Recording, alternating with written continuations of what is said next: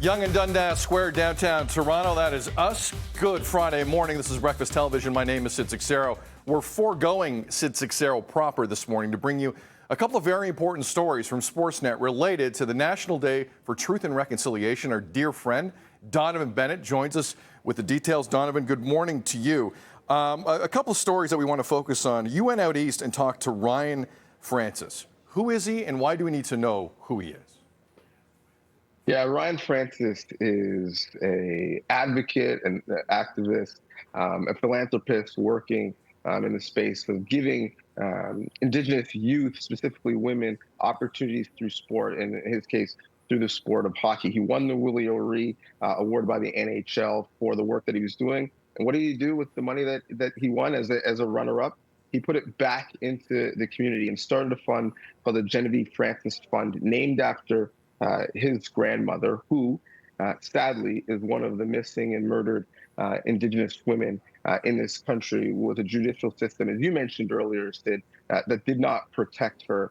In the fund's named after her, and in our culture, we name things after ourselves, whether it's roads or buildings. But in Indigenous culture, you rarely name something after either the creator or nature. If you name something after a person, it's because of the work and the story as storytellers that they've done. So the real story is here is, she's a lost, missing, and murdered Indigenous woman. And so they are, taking her spirit and putting it back into Indigenous female youth so that they may not have some of the same barriers that she faced. So it's beautiful to see, her lineage and her legacy being lived on. Ryan Francis' story is currently available on sportsnet.ca. Here's a quick clip. We'll talk about it on the other side. I think you're presented in life with experiences for a reason. I think having that perspective is important, and so as I experienced the process of the Willie O'Ree Community Hero Award, it opened conversations, especially with my dad. It gave him opportunity to share sort of his experiences. It was just this really beautiful collision of, here's my work I do, and here's our life experiences, and we have this opportunity to bring those things together. It's also a start, in some ways, of a journey of healing and of understanding and of continued conversation and discussion of who our family is and why we are where we are. That looks fascinating, Donnovan. Great job. Again, if you want to see the entire feature, sportsnet.ca. Donnovan, we've got about a minute. You also recently spoke to Dane Evans of the Hamilton Tiger Cats. How did that go?